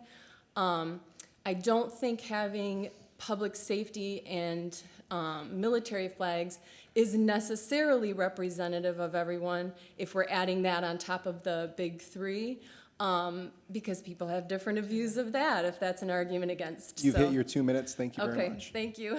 Appreciate it. Good evening, sir. Your name and address, please. Yes, my name is Daryl Smith, and I live at 14006 Brookfield. I think Mr. McCullough had some really brilliant comments, and I think that studying this subject, it deserves more time, and it deserves this kind of conversation, but we've heard a lot from you, and maybe it seems like you've heard a lot from us, but beyond the original emotional, kind of like just flush, there really hasn't been a lot of ideas exchanged beyond where we started when we came in here. So I think if we want to additionally study this with people trying to come together and say, okay, maybe where I was at in the beginning isn't there, you know, and maybe some of the things like Mr. McCullough said could be very helpful. Now, I think also we don't have a shared vision of what this is all about.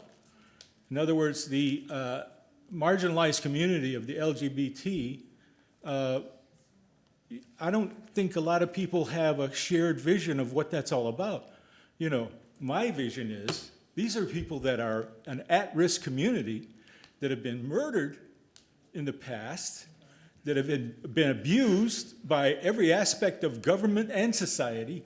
So these are folks that, again, commit suicide and all that kind of thing. So we need to get a shared vision of that. This isn't something people choose to be. That's who they are. They can't be any other way. So the shared vision, I think, could be very helpful. And coming together to look at other options could also be very helpful. Thank you. Thank you, sir. Good evening, ma'am. Your name and address, please. Hello, I'm Debbie Yates, 29161 Hathaway. I'm going to amend my intended comments because of the overlap of previous discussions. So I want to instead focus on the personal experience that we had during the Pride raising ceremony. That flag raising ceremony was a very big deal. Livonia is a city where not everyone feels welcome or safe to be themselves. To see the mayor, other city officials, and state officials there to make a clear statement of support to the LGBTQIA+ community was frankly shocking to me. I hadn't expected that, but that was so needed. If you all had been there, you would have seen smiles and joy and hope, but also years of pent-up anxiety and fear and trauma. On that day, people felt like they were one step closer to being seen and supported in their city. So I am opposed to the notion that a non-standard flag should have a unanimous approval of council, and it sounds like that's irrelevant now. But I definitely support what Councilman McCullough suggested, that we look for alternative ways to support this community, because at the moment, we're not feeling it. Thank you. Thank you, ma'am.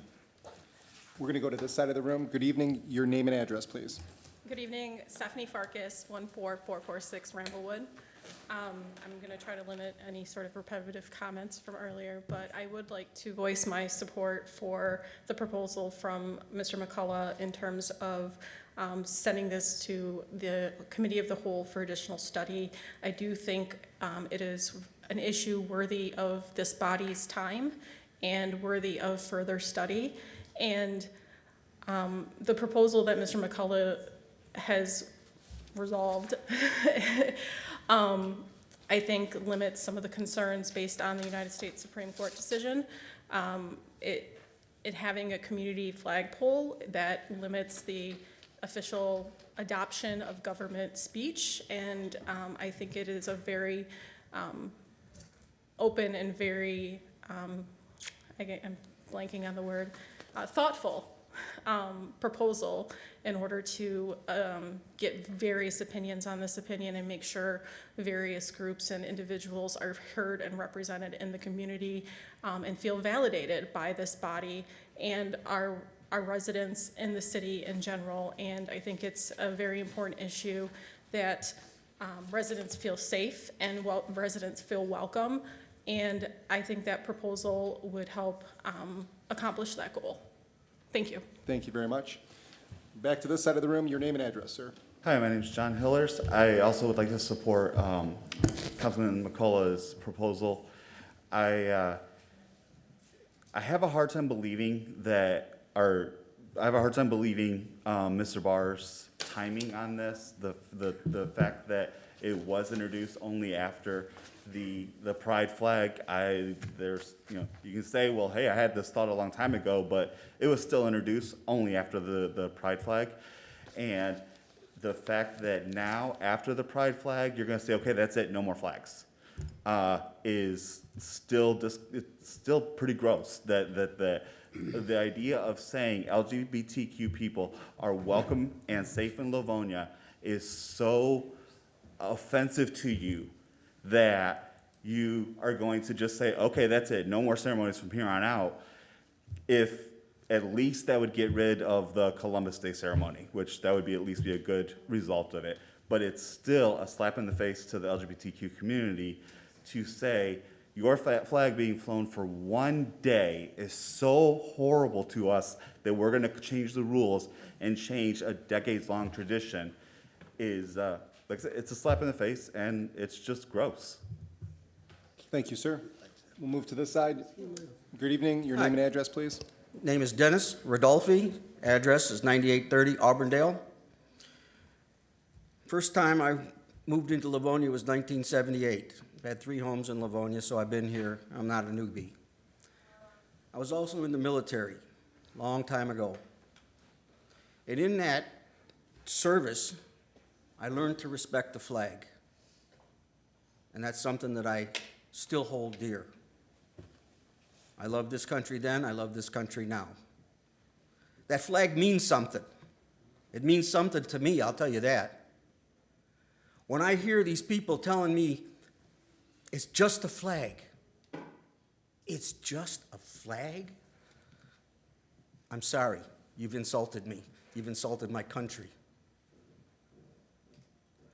The government, you people, this council, your job is to do rules and regulations to run the city, not to get into every social cause, every Albanian.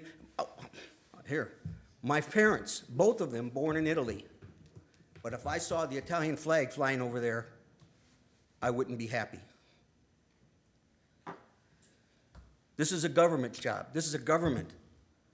The American flag, the state of Michigan flag, and the Livonia flag, period. Some way to get another one? 30 seconds. I don't know. Okay, I'm almost done. That's fine. But I can go with the other one too, just the 3 flags and end it.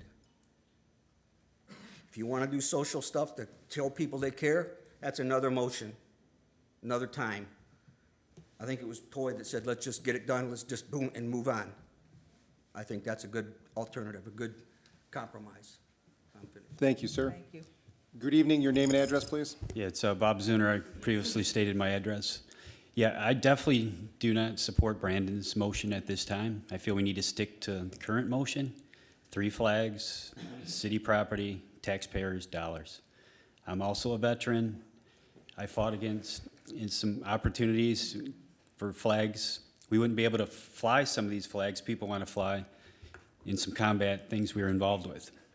So I think we just need to focus on this, the 3 main flags, get it through, and then if Brandon wants to bring up another meeting and take it to council, which they do all around, bring in the groups. Let's bring everybody in.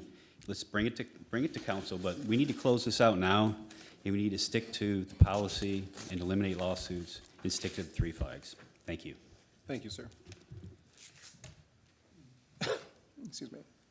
Good evening, your name and address, please. Good evening, Richard Glover is my name.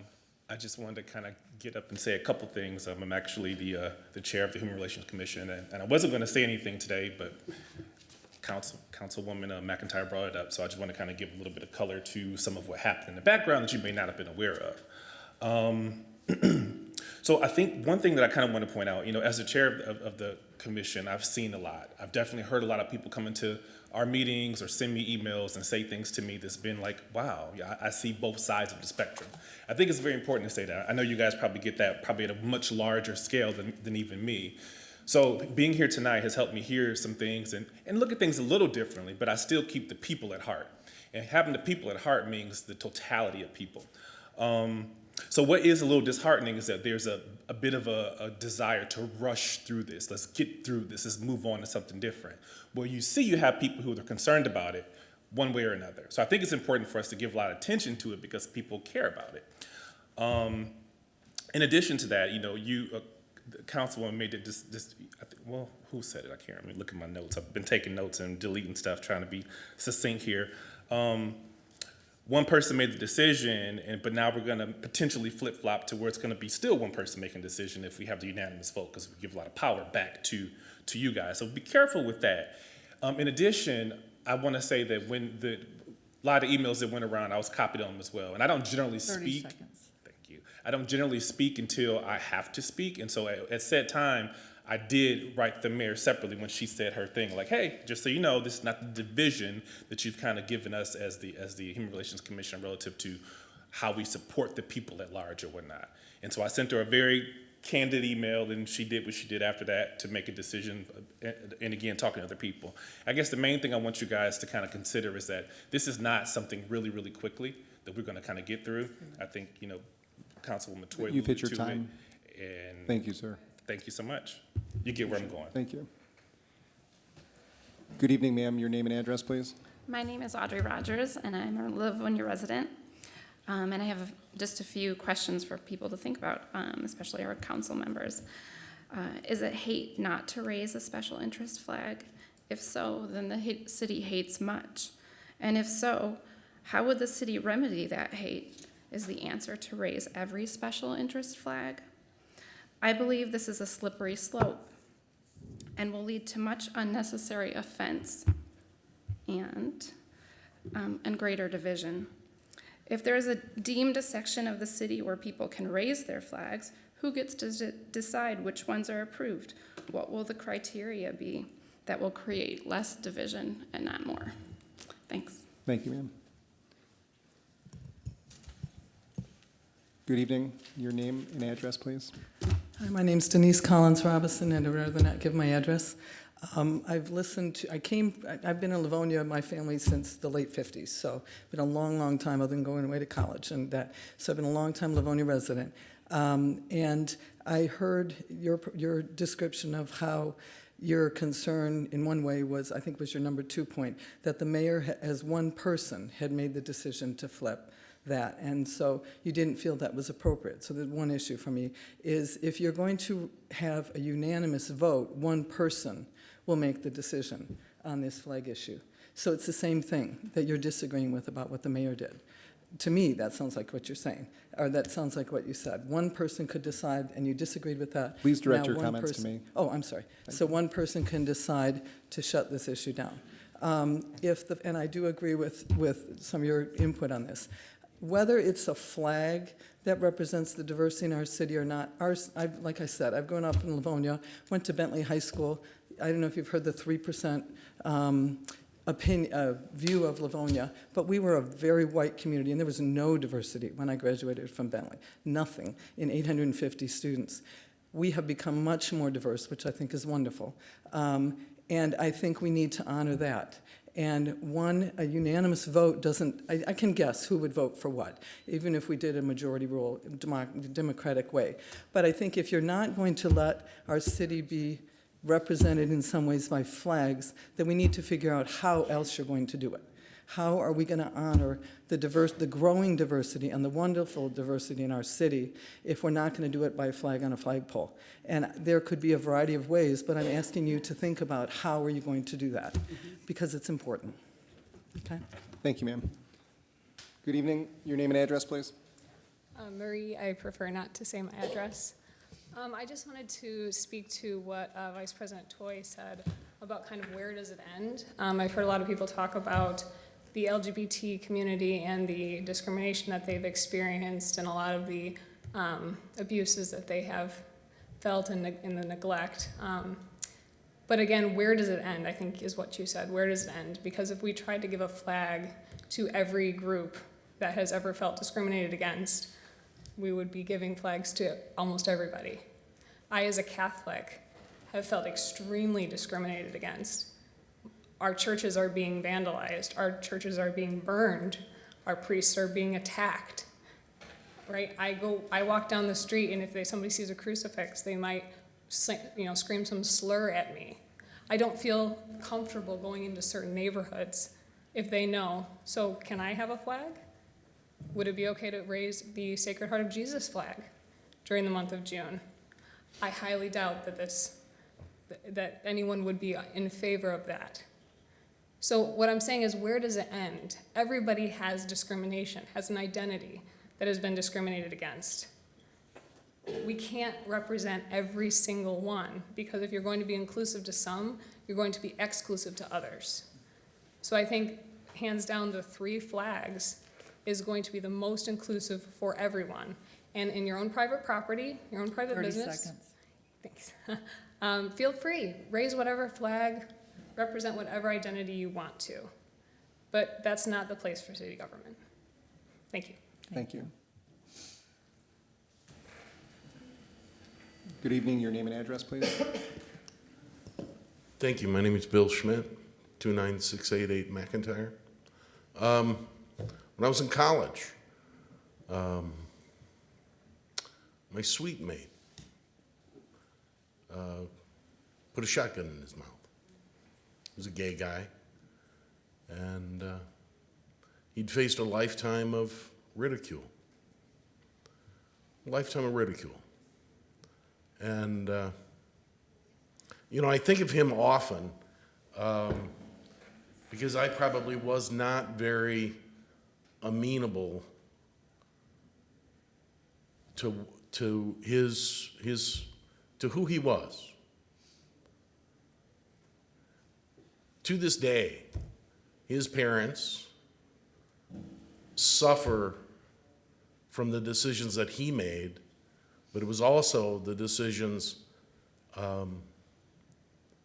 that I probably made with my comments or my slight or things that I remember or don't remember doing. This guy was an honorable fellow. And he died needlessly. Brandon, he says, let's give this some time. Let's talk about it. 30 seconds.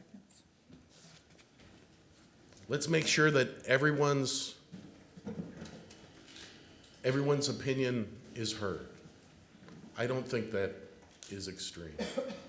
I think it's wise. My sweet mate, let's hope that he forgives me and everyone here for things we've done and not done. Thank you, sir. Good evening. Your name and address, please. My name is Bob Guzik. I'm going to withhold on the address. I just want to talk about the appearance and what the appearance and the timing of this flag issue.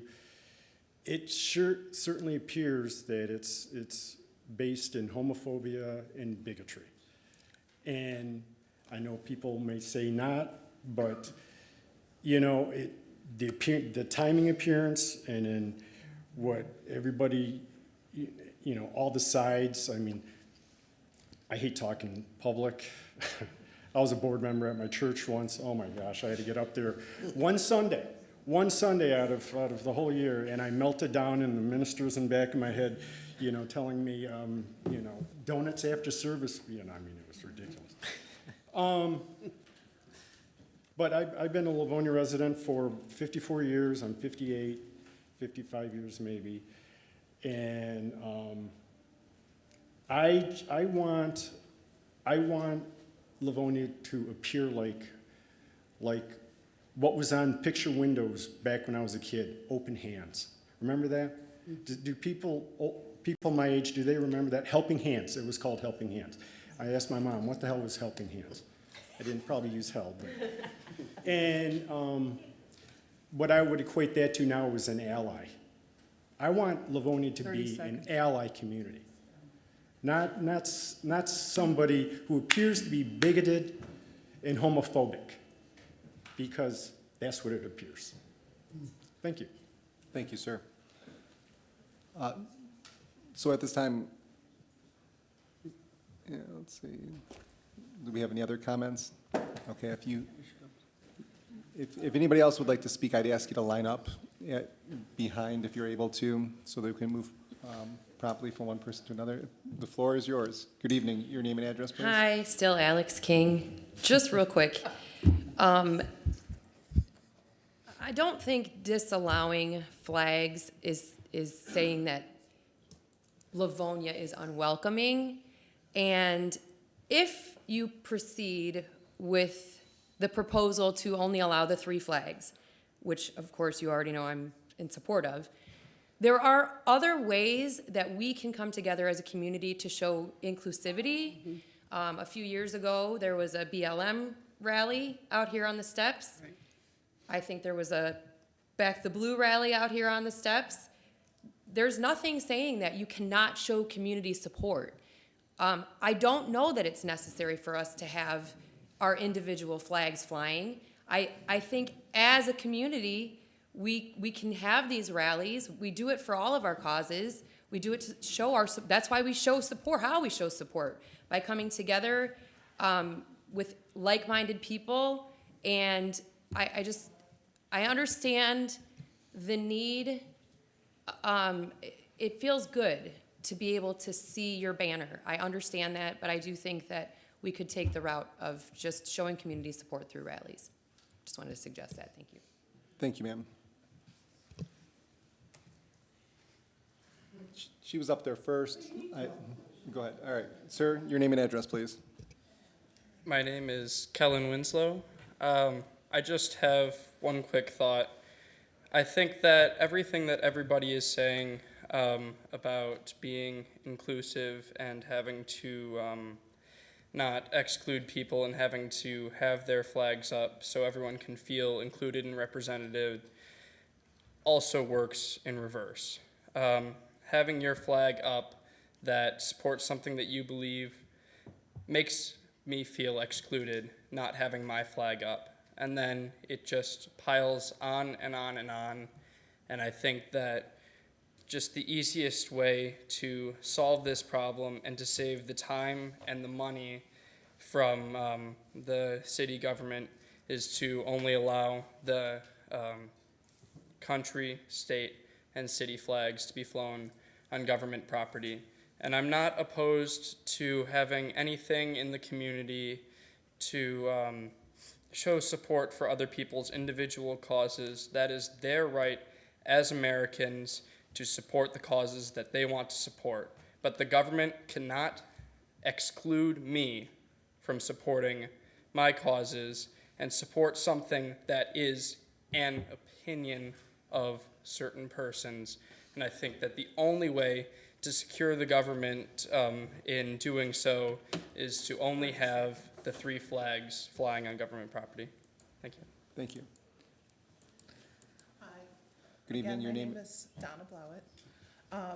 I think I've been listening all night, and I think what I think people are trying to get to is the timing, which I understand was not purposeful, but the unwillingness to discuss the mayor's proposal on non-discriminatory policies, her ordinance, is very purposeful. And I think taking these two together and not progressing the conversation and not saying, okay, we can't do this with flags, I get it. Legally, Supreme Court, all that. But even in other ways, this council is refusing to bring forward the conversation on how we include everyone, how we become a non-discriminatory community. By not having the discussion, because the vote has been turned down to not even have a discussion several times, that's my bigger issue, and that's where I think the two, you say, the council has said that it is not because of the pride flag, but in combination, it feels very purposeful. 30 seconds. Okay. We have to make sure that we stay on topic here. We can't really deviate from. I was on topic with both. No. I brought them together. Okay. Your name and address, sir, and I'm anticipating that this will be the last speaker of the evening. And I'll be brief. My name is Mark Kirstein, and I just want to say that I agree with the gentleman who was at this podium before me. He summarized my own views very well, so I'll just leave it at that. Thank you. Thank you very much. Mr. Chair. Ms. Toy. I just want to remind the audience, for those of you that are new to coming to a city council meeting or any other government meetings, this is a process. Believe it or not, the wheels of government sometimes go very slow, okay? And I don't mean to lecture here, but in all honesty, nothing has been written in stone, as I said before. Other things can come from the floor. Mr. McCullough's committee of the whole could also be passed along with Rob's issue or any of the other resolutions that were offered tonight. So don't feel disheartened. I mean, there's such things as like a community poll. The city of Detroit does a spirit park where they put theirs. They didn't fly flags on their city hall. If you research this topic, which, to your point, a lot of us haven't been able to do that or haven't been able to get that done yet. So we're still in that process. I said, where does it end? Because I don't know where it ends of what groups you pick and how you go about picking them and how long they can stay up. Okay, regardless of who you are. I'm not trying to make a determination and a division. I don't think any of us are doing that on the council. Believe me, I've served with these people for a while, and they're all good people, and they're all well-meaning, believe it or not. So I'm just saying, we're trying not to be biased here either. And to point fingers, I have family members, okay, that have various other views than I do, or lifestyles than I do. So, I mean, as I think Councilwoman McIntyre said, watch how you judge us, okay? Please. My brother was totally disabled. Do we want to go down that road? Seriously? Okay, come on. So let's be respectful of each other, because, you know, all we were told is love one another. We all bleed red. Come on, everyone. Let's get this together. We can figure it out together. Okay? Please.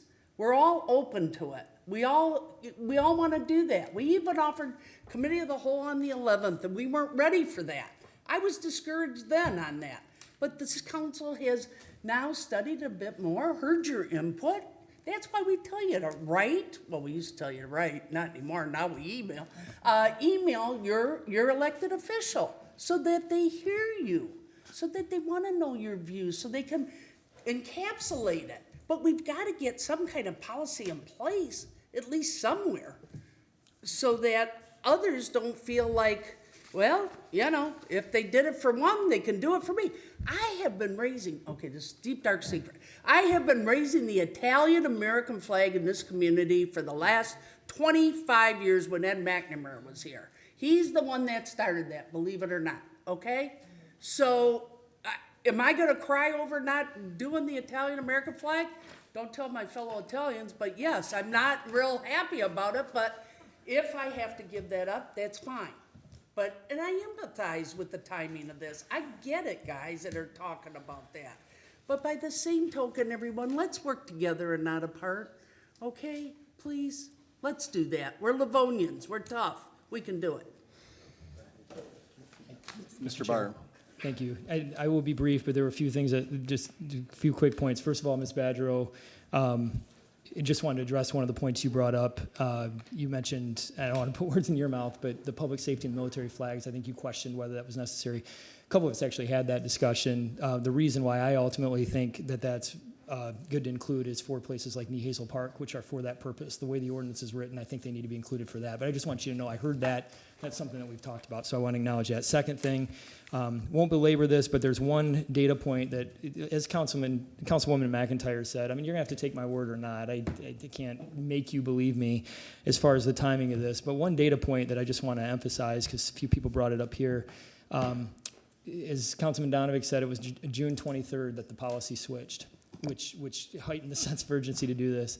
It was 4 days later that the flag ceremony happened. We had a council meeting that night. I was leading a mission trip for high school and college kids in New Mexico that week. I was not here. The first time I brought this was the first council meeting I had a chance after the mayor switched her policy. So I just wanted to put that data point out there. And the last comment is I just want to offer thanks for everybody. I actually think this has been a pretty remarkable night. Going back to the regular meeting, I know there's passions on both sides, but as has already been mentioned, I want to thank the citizens for your civility. Even some of the things that I disagree with, I appreciate the spirit in which they were presented, and you have made me think about some things. Second, I want to thank Mr. Bernier for prepping this ordinance so quickly, especially when he was going on vacation and got it done. And then finally, Mr. Jolly for getting on the agenda tonight. There's just a lot of people that have done a lot of good things to have what I think has been a really productive discussion. So thanks. Okay. So I'm, as the chair of this meeting, I just want to thank everybody for a good dialogue. I appreciate the respect and the civil nature, and I honestly think that we have moved the conversation forward, right? We heard it from a lot of you. We have a lot more insight. We have a lot more to consider. And I feel more confident that we will serve you better after tonight's meeting, whatever that may be, and we'll figure that out in the coming weeks. You can anticipate that these items will be back on the council agenda, the regular next time on August 8th. And with that being said, that concludes our scheduled agenda for the study meeting. I will go back to audience communication on topics that are not on the agenda. If anybody would like to speak on anything else that is not on the agenda this evening, going once, going twice. The meeting is adjourned. Good evening, Livonia. Take care.